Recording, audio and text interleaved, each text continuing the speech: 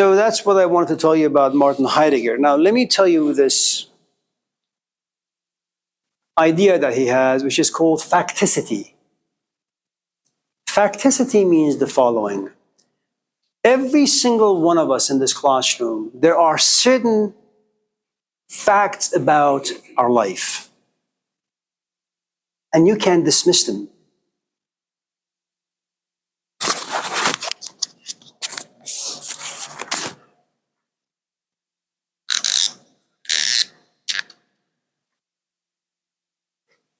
And not to step on any toes, I'll just talk about myself. Forgive me. Fact number one, I am Persian. Fact number two, Persians are for the most part Muslims. Fact number three,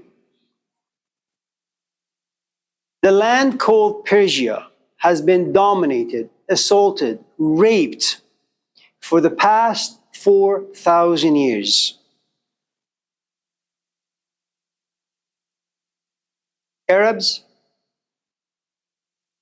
Hindus, Greeks, Romans, France, Portugal, America, British. Do you know what happens to you when you keep getting assaulted?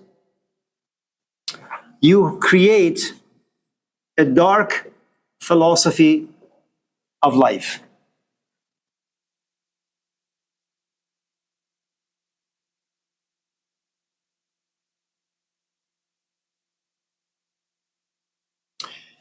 You don't have poetry that's happy. You don't have philosophy that's happy. If, when you were born, your father slapped you, and then your mother slapped you, and neither of them were around to take care of you, to cook for you, clean for you, and you had no brother, and you had no sister, and your uncles came but only to smoke and drink, and you were put by the TV, if you have never tasted love, care, respect, dignity in your life, but what sort of relationships are you going to have in the future? They're all going to be dark. All of them. You will never know what love is. You will never know what trust is. You will never know what faith is. And if you don't have these, your relationships will not work. It's like saying, I want to go to Kentucky Fried Chicken, but there is no chicken. But what the hell are you going to do?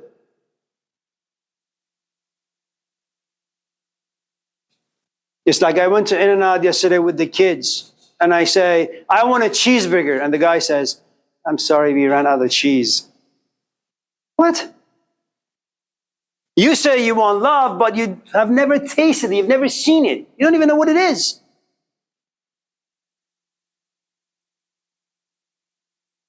Okay?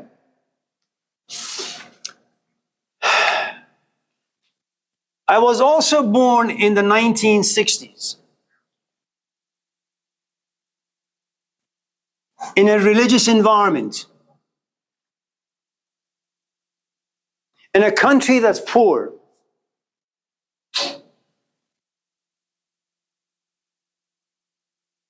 I have given you enough information for you to know what kind of a man I am. This is my culture. This is the foundation of my belief system. I went to school for a few years and I got one of these. So intellectually, I am relatively educated.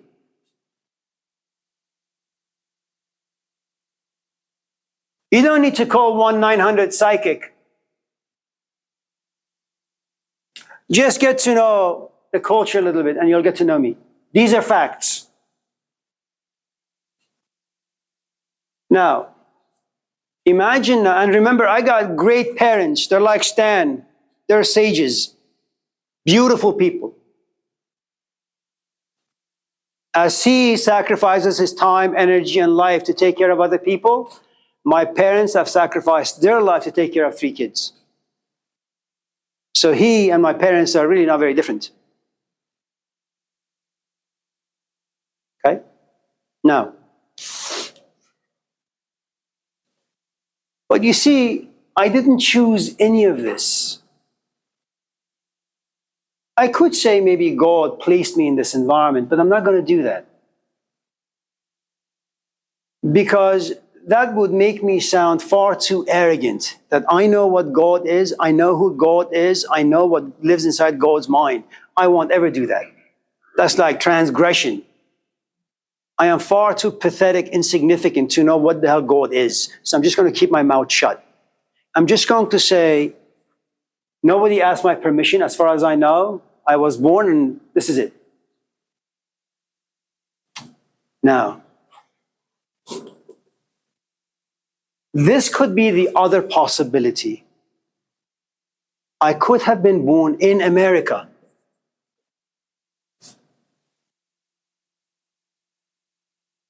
My parents could have divorced when I was 2.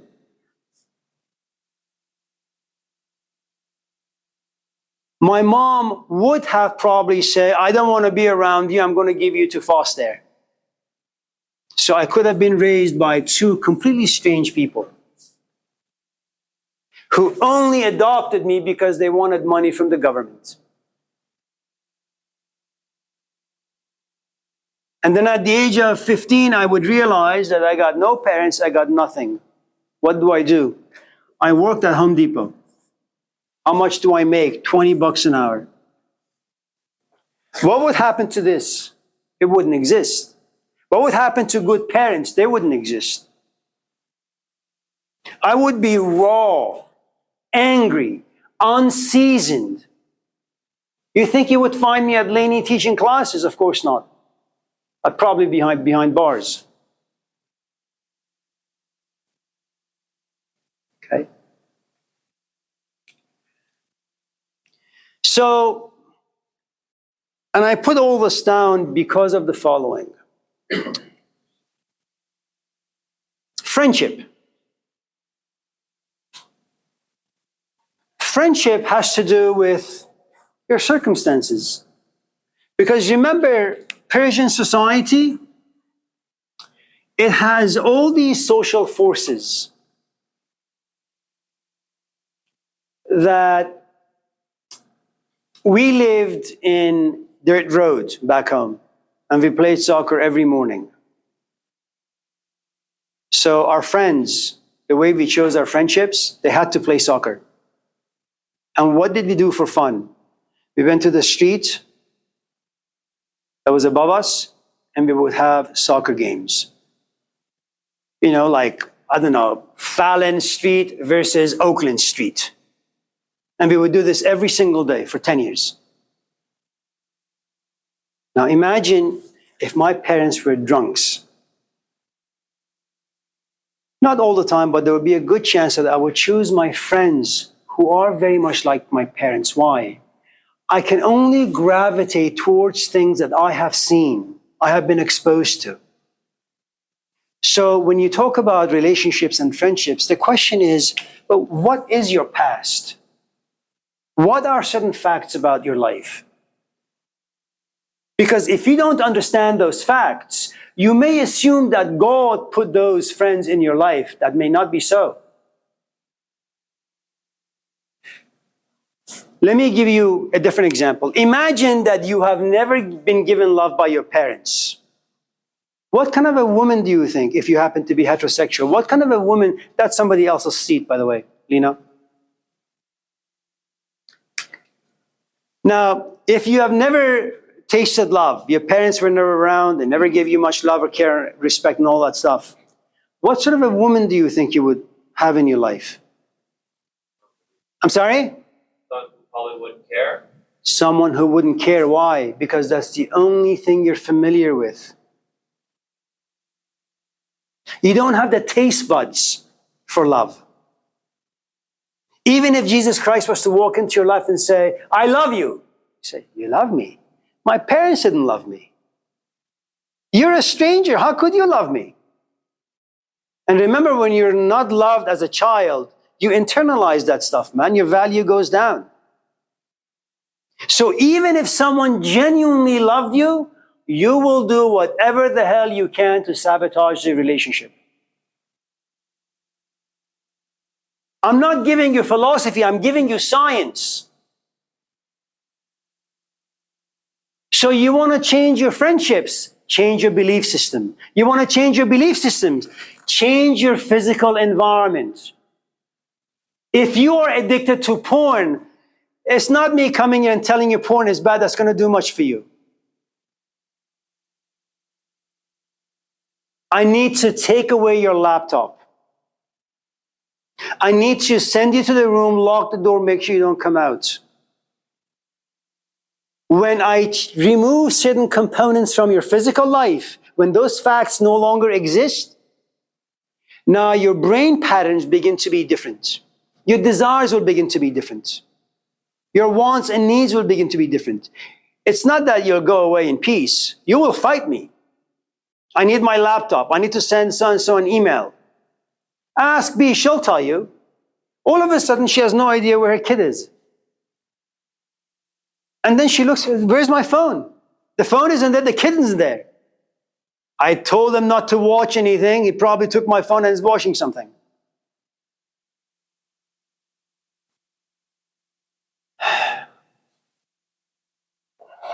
Do you have any questions before we continue?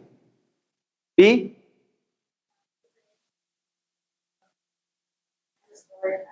I understand and I agree with the notion about but to grow up in this household still matter. Doesn't have to do with It is very, very, very, very, very true. You could have a life very much like the young Malcolm X and end up being a prophet. Very true. You could be a hippie like Jesus and end up being a Christ. Very true. Because that's what he did. He just left. You could have the worst life, and for some strange reason, you just come out pristine. But how many people are like that? They're very, very, very rare. So you should always be on the side of caution, okay? That you could be a great musician, but have you looked out there? Everybody is now a musician. Go out there, knock yourself out, advertise yourself as a musician, stay in school, just in case the world of music doesn't work out, you have something to fall back on. The other thing that I think is important, Stan, yes, sorry. The other thing is, look,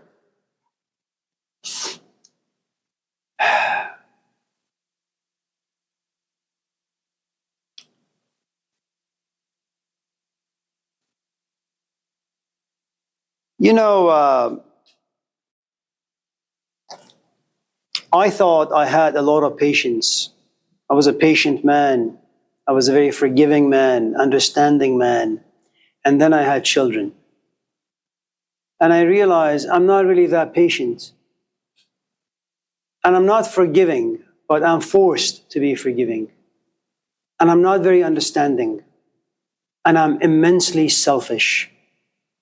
And the only reason I know those things about me is because the kids pushed me violently sometimes to recognize those qualities about myself. Before having kids, I was giving myself way too much credit. Now that I have kids, I realize what a horrible human being I am. I think it's always nice, if you want to move in life, to move through life, understand certain things about yourself. Don't ever give yourself too much credit that you understand this and you understand that. okay? Because it saves you from pitfalls. You know, it's like when you go Highway 99 towards Los Angeles and the temperature happens to be like 105, and then as you're driving, you see a pool of water on the road and you say, oh my God, it rained over there? Why would someone build a pool over there? And then you realize, well, the asphalt, the heat, the sun, they all come together and they create this illusion that there is this ocean in front of you. And I think that's the case with all of us. That, you know, certain components come together and all of a sudden you assume certain things about yourself that for the most part may not even be true. But because you believe in them, eventually they will abuse and harass you. Okay? Let me do Stan first because his hand was up, and then Zion. I just got 2 questions. Yeah. Number one, I don't know that much about the Quran. Sure. But what is it, Bible? That's it. Then the second thing is that Jeremiah 1:5. For I warned thee, won't I knew you. Telling Jeremiah,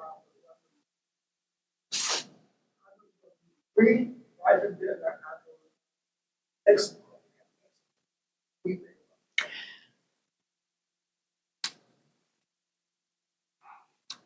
Can I create a scenario, Stan? Okay. Imagine that you and I have been friends for about 50 years. I never had a father, you never had a father. I never had a mom, you never had a mom. You and I have been brothers for the past 50 years. I am immensely attached to you, devoted to you, love you, and you're immensely attached to me, devoted to me, and love me. Wherever you go, I'm there. Wherever I go, you're there. Okay? We have this unbreakable bond. Now,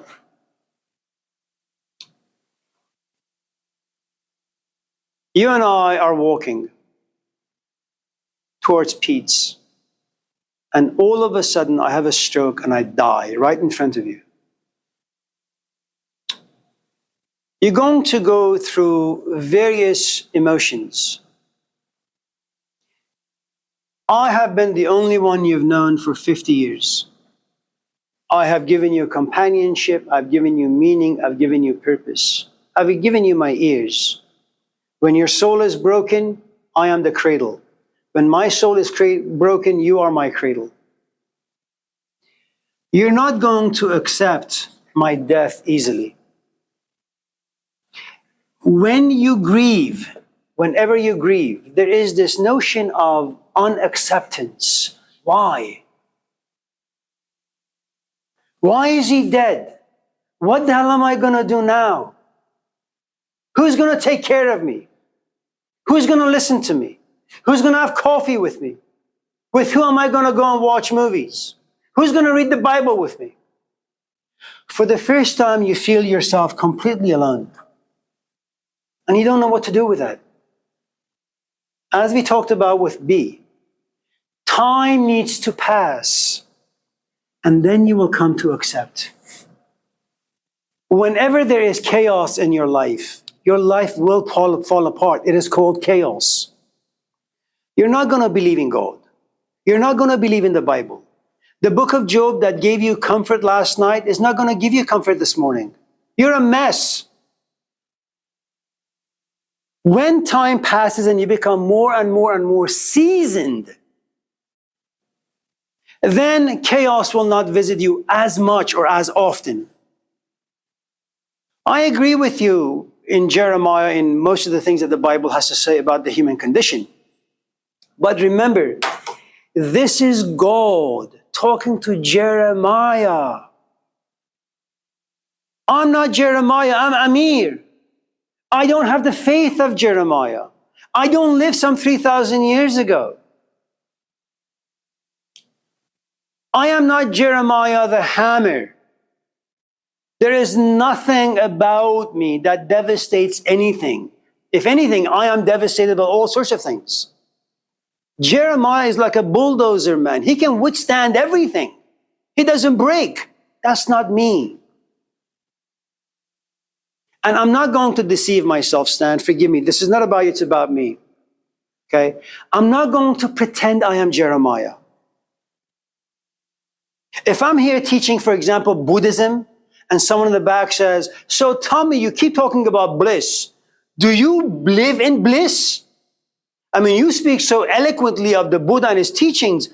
Are you like, do you know what the pure mind is? Do you know what bliss is? I said, listen, man, I'm just giving you the teachings of the Buddha. And I can, give them to you relatively animated, creatively, excitingly. But the truth is, I have no idea what bliss is. My only bliss is from 9 to 10:15. Once I'm done, life out there just craps on me on a daily basis. And I go nuts every day. My only bliss is here. Okay? So just because I read the Bible or the Quran, it doesn't mean that that book is for me. It's a nice story that once in a while, when there's a storm, I can just go under it like an umbrella and say, yes. Does that? Okay. Yeah, Zion. That realize it's terrible. Yes. Do you all parents feel like that? First, I don't think anybody really is ready. I think we have a lot of stories. I mean, you signed up for this class, right? And you assume that you're going to do well in this class because you've assumed that you've done well in other classes. Okay? So, and then what was the first assignment? You have to listen to 4 audios. It has taken me about 35, 40 years to unpack the Epic of Gilgamesh. And somehow you were able to summarize my 30, 40 years of experience in 2 pages. Were you ready for that? No. And that's parenthood, do you see? Someone comes to you. I mean, look, I know you love your boyfriend. You guys been together for about 10 years or so, right? Ever since you were 2. And imagine for a moment, God forbid, that you realize you're pregnant. He loves you. You love him. Now, that doesn't mean you're not going to have all these beautiful fantasies. You're going to be a beautiful mom. You just adopted a dog. He'll play with your child. You'll go to Target and Home Depot. You buy all the stuff. You make a beautiful room. They're great. All people do those things. Everyone does. But your boyfriend is 18. He's in school. He has to drop everything and start working at Home Depot from 6 in the morning until about 5 in the afternoon. And then he's got a second job.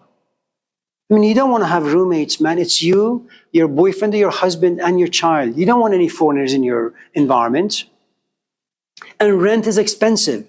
Do you think that your boyfriend is going to come home being calm and collected? No, he's going to be pissed. He's going to be angry. Why? I mean, life is stressful. First, he's 18. He can hardly wipe his own behind. Now he's got to take care of you. He's got to take care of this child. He's got to hold 2 jobs. And his mom is going to make him feel bad for dropping out of school. And he's going to figure out what the hell to do with himself and all this mess. He wants to be good. He wants to be loving. He wants to be caring. But life will not allow him to. It's not easy to go to Home Depot and deal with people. You want to flip off people because they're just mean. And yet you need the job. And then you're exhausted. You want to go home and rest, but you can't make rent. You can't make food. I mean, diapers are $50. Infants go through a box of diapers, once a week? I mean, that's about $300 per month. Formula, what the hell are you going to do with it? That's $50. I mean, just the basics, just in regards to your infant, that's about $1,000. You need health insurance. The hell are you going to do with that? I mean, you didn't think about any of those things when you got pregnant. You thought it's going to be a Garden of Eden. That life is not going to impact you. But that's not true. Life is vicious. Life does not care for you or for me. Life gives you fantasies and it crushes them. Parents are not ready for anything. But if they have a sound mind, if they come from a relatively good background, they will be a bit more decent. They will have elements of shame. I had a student some years ago, and she would come to my office and she would cry. I said, what's going on? And this is when I had energy and I had open door policy. You come anytime, you can just sit there, eat my food. I don't really care.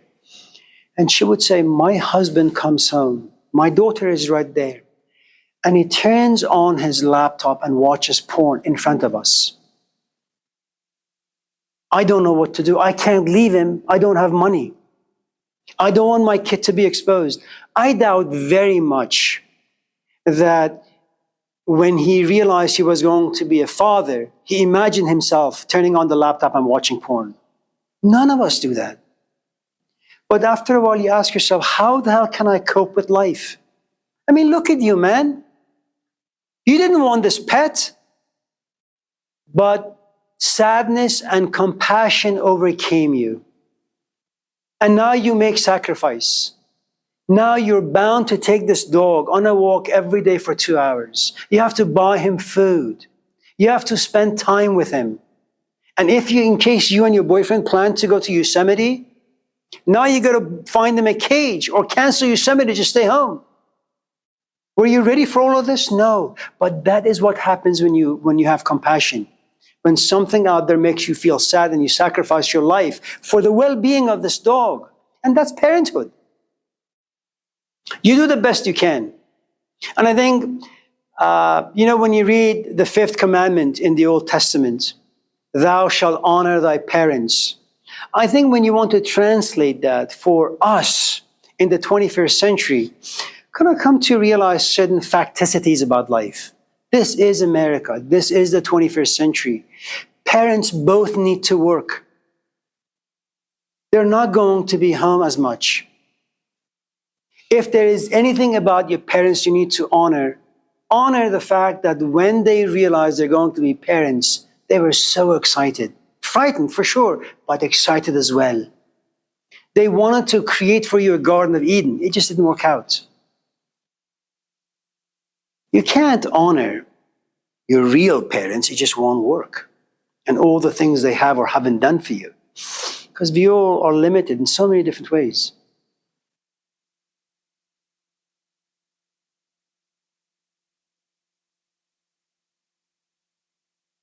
And, all parents, at the end of the day, they really, most often, if they have any sense to them, they just feel guilty for not having the proper resources to take care of their kids, to give them the best life. You ask any parent, would you like to send your kid to a private school or a public school? They say, private. I mean, you've invested so much of your time and energy and your life into this kid. You don't want to send to public schools and have them come home being, all messed up. Money. And so what can a parent do after a while? You tell your kid, don't do drugs, don't use foul language. After a while, man, you come after a 10-hour work shift, you're exhausted, and your child uses profanities. You say, please, I told you, and then you just go to bed and pass out. What can you do?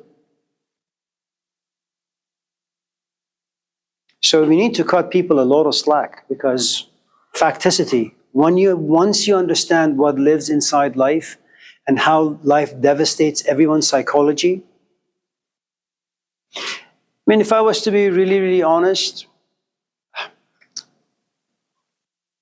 if I wasn't the person that I am, I would probably fail all of you because your essays, forgive me, they suck.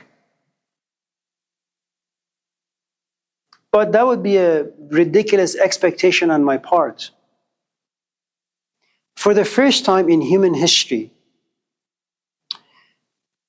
you have the burden of figuring out who you are, then who you are as a woman, then who you are as a black woman, then what kind of a student you are, then what kind of a relationship you want to be in, then how you should treat your parents, how you need to exercise creativity, how you should be autonomous and independent, what you want to do for the next 56 years of your life. How the hell can anyone do this in a single lifetime, especially at the age of 18? I mean, the only thing you're lucky not to have is ulcer by the time you're 20. And I'm not going to add more pressure to that. You're 18. I know America. I know young people in America. This is not a literate culture. People don't read. People don't think. People are governed by pleasure, immediate pleasure. This is a culture that advertises crap to you on a daily basis. And what can you do as a consumer? You have no choice but to just gulp it in. And this is Oakland. So what? Am I supposed to come to school, read the essays, and say, oh man, this is inspiring? They know how to talk. They know how to think. They know how to write. No. And would I want to fail you? Why the hell would I want to do that? Where's that going to get you? I just hope I'm going to give you a C. Hopefully, you'll pass this class, get yourself to San Francisco, and there you realize that instructors are not going to be like Laney, or not like me. You really have to sit your ass down and work. And then little by little, you'll have discipline. Then you'll get your bachelor's. Then you'll be inspired enough to do your master's. Now you have real power in life. Now you will choose the right man or right woman for your life. You choose the right place to live. And then once you have the basic resources, you'll say, I'm pregnant. I want to have a family. I'll do the best I can. Never be overly ambitious. Never be overly arrogant. It'll save you.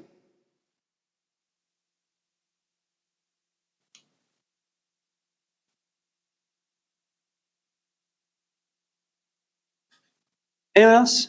Dave, you're never here. Do you have any questions? Oh, I'm sorry? It's okay, man. I was just joking, really. Just releasing some tension. Anyone else? I didn't really put the anatomy of belief systems on the board. If you will be kind enough to remind me next week when we come together on Monday, I'll put this map on the board, how you and I will come to believe in things, and how we'll do whatever we can to protect those belief systems, even if they are wrong.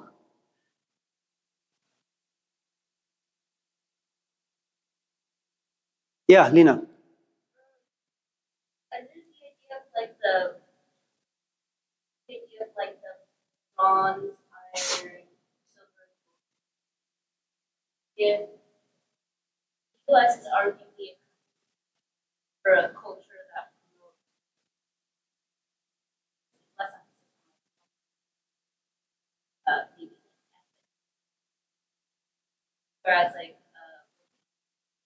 is a place that is highly founded on relationship values and ethics, but maybe they don't promote pleasure or desire as much, right? And in fact, prioritize ethics over that pleasure. Do you think that there is a place how that exemplifies this like ideal balance? And do you think that ideal No, absolutely it does. Yeah. I mean, it's dying. In my country, people are burning the Quran. The same in Pakistan. When you have a government that's cruel and vicious, when you have social poverty, when people can't pay rent, when people have to have like 10 jobs to make rent, when a gallon of milk is like $50, you can't find tomatoes, onions, eggs, meat, well, you have chaos on your hand. And whatever you believed in goes out the window. But let me just say it this way. If you were to take Stan out on a date, or just casual, the truth is, being as old as he is, he simply doesn't have the patience to sit back and listen to your nonsense. India is a culture that's about 5,000 years old. Egypt is 5,000. Persia is 5,000. I mean, most of these, Asia, whenever you have an ancient culture, it's like Stan. You lose your ability to give value to those pleasures that are just very base. They're filled with fluff. When you're young, having lots of friends, any sort of friend, doing whatever is fun. When you get a little older, you become much more discerning. So if you want to kind of understand how India works, compare Stan to Eli. And let's just say Eli comes from a background where his mom drinks, his dad drinks, they all smoke, they have a good time. There's nothing wrong with any of that. Okay? He has casual sex, he watches porn, his friends are losers, but that's okay. Okay? And then you have this guy. America is Eli. It hasn't lived. And why is Stan the way he is? First, he's old. Second, as time passes and you become more older, you age, you begin to understand things better. If you ask him, so Stan, what do you do for fun? I stay home and read the Bible. What? Why don't you go out and have a good time with your friends? I ain't got any friends. My friend is my Bible. Well, you don't have any friends? No. Well, why not? I don't need any friends. God and Bible, that's all I need. Well, how long did it take for him to get there? 70 years. That's India.